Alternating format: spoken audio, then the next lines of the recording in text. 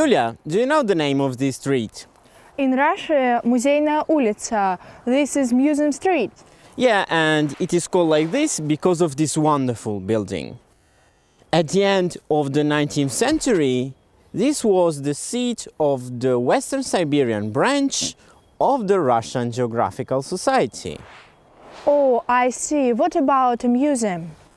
Well, let's go inside, I'll tell you later. Let's go.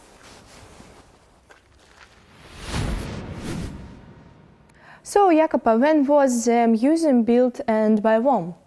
It was built in the 1890s by the architect, the famous architect, Ilyador Khorinov, who constructed and projected many wonderful buildings in the center of Omsk at the turn of the 20th century.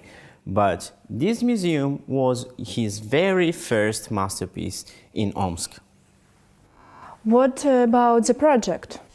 The Geographic Society chose the very heart of Omsk for its seat, not far from the main street, the Lyubinsky Prospect, which is now called Lenin Street.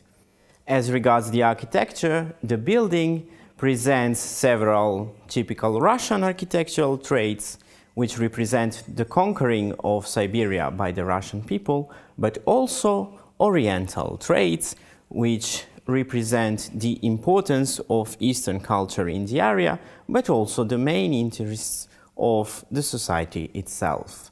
For example, the onion domes are a typical architectural element of Orthodox churches, but also of Islamic mosques. And what was the use of the room? This room was meant for the events organized by the Geographic Society.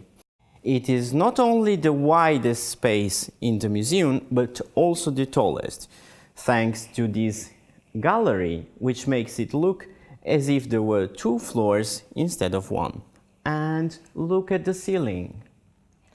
Whoa, these pylons so beautiful.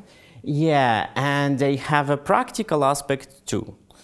Thanks to them, the acoustics in this room is perfect, so that a speaker can speak easily and be heard in any point of the room without having to shout. So not only beautiful, but also useful. Oh, and can you tell me something about these portraits?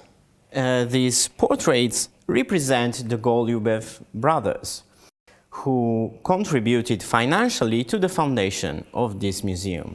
They not only financed the construction of the building, but also financed some expeditions and acquisitions for the museum and its library. In their honor, this room is called in Russian Golubevsky Zal, which translates as Golubev Hall.